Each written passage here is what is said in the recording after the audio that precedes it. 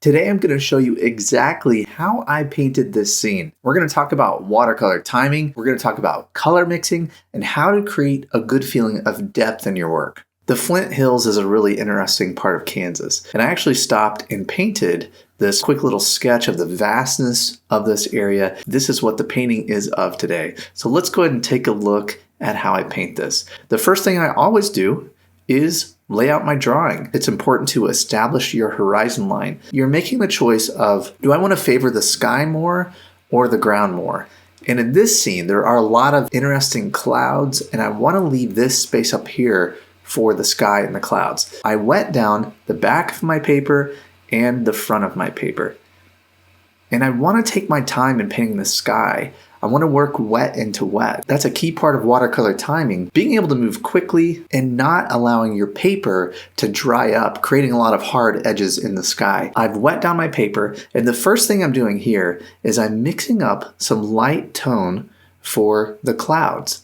I paint the clouds first, and then I'll paint around the clouds with the blue of the sky.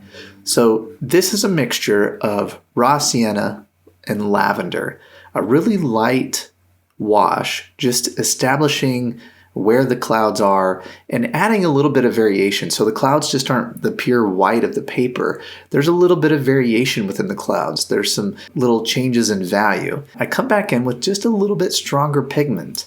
Now this is some more lavender. And if you don't have lavender, you can mix together Ultramarine Blue and something like alizarin crimson or rose madder permanent, and you can get a nice lavender color. I'm adding a little bit more for the shadow parts of the clouds, and I want to drop that in now while my paper is still damp. So I'm working into the paper several times while it's still damp here, and I'm increasing in value. So most of the time we're painting from light to dark in watercolor, so we're always thinking about the lightest areas of the painting and working our way from there.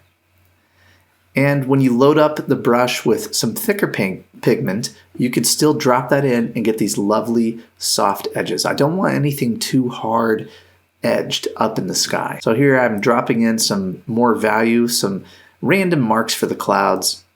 And one more thing I want to say about painting skies is it's important to remember that you're likely not going to copy the sky exactly like it is. I'm creating an impression of the sky.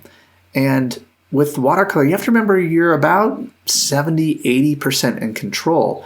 Some of these things kind of take on a life of their own, the way the paint is moving on the paper and things of that nature. So the idea is to paint a loose impression of the sky. I'm not going to be able to paint every cloud exactly as it is. So now I'm adding a little more value to the clouds, some of the shadow areas of the clouds, and we are ready to mix up some pretty strong blue paint to paint around the clouds now. Now it's going to start to look like a sky.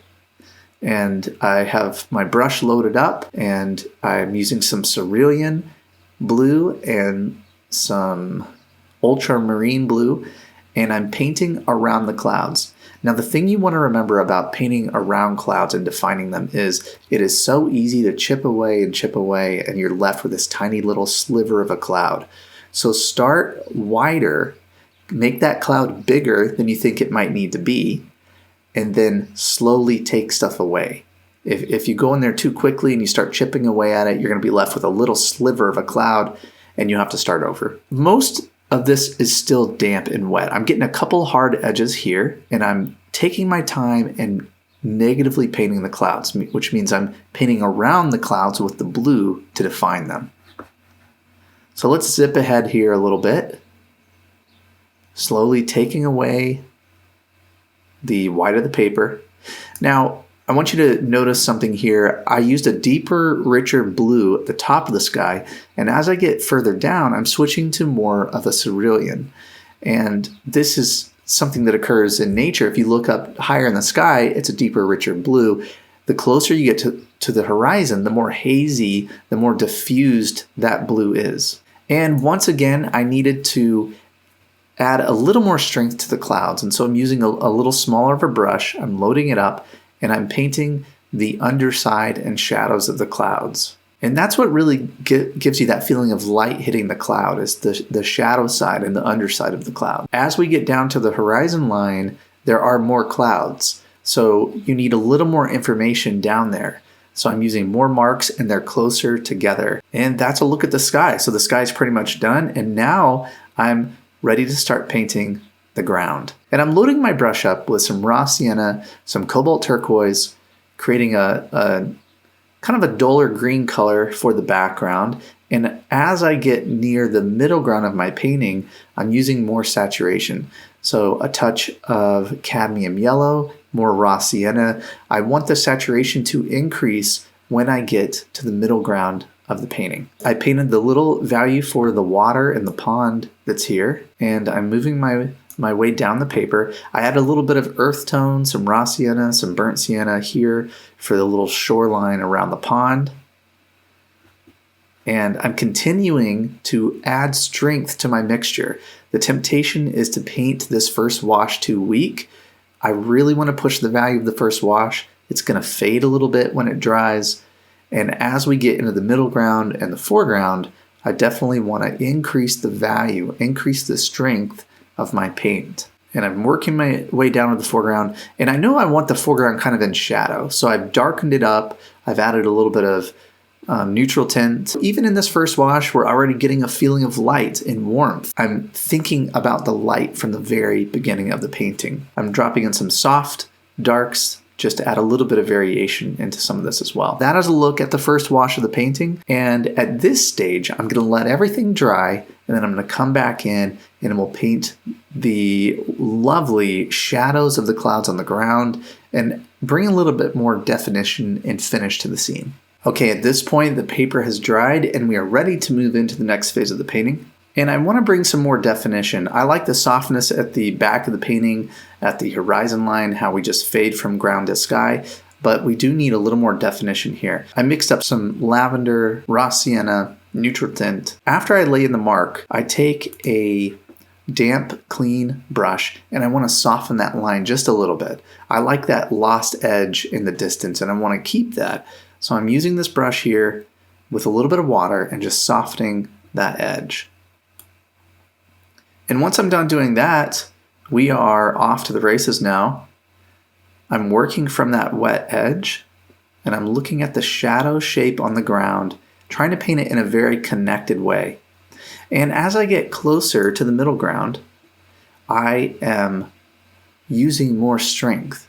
I'm using more paint, adding more paint and creating a richer mixture here. So the shadows kind of defined a few of these closer up hills. And now I have a smaller brush. I'm adding a little more texture and trying to find connections between the texture here and this cloud shadow shape on the ground. And one thing that texture is good for is texture really brings the area forward. So texture makes things feel closer. The areas that have less texture, they feel further away. When you want to create a feeling of distance, make things less descript in the background, use less texture, and reserve the texture for the middle ground and foreground. That will help that area of the painting move forward for you. Now I've strengthened up my wash a bit. I needed a shadow here in the foreground to really move the viewer's eye into the middle of the painting. This is where I want the viewer to look. Putting a rich shadow wash in the foreground is moving the viewer's eye into the scene. And I needed a little more definition on this area, the little shoreline of the pond here, and I'm connecting that right into the shadow in the foreground. And believe it or not, we don't have a ton left of this painting. It's not a very complicated scene. The trick is really creating that feeling of distance. And that's the thing that drew me to the painting, that drew me to the spot. That's the thing I desperately want to capture in this painting, is that feeling of atmosphere and space and distance.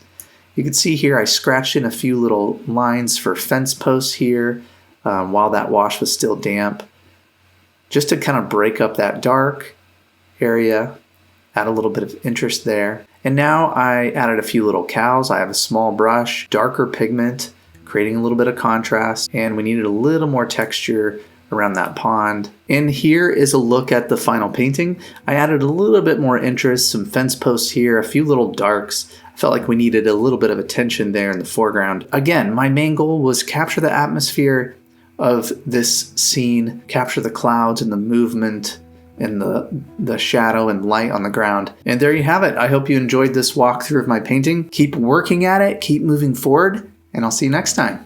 Have you ever been really excited about a painting and you get all set up, you find that right reference that you're excited about, and then it's time to go and you feel lost? You ever had that experience? Well, I have a free resource that I want to give to you today that can help with these problems.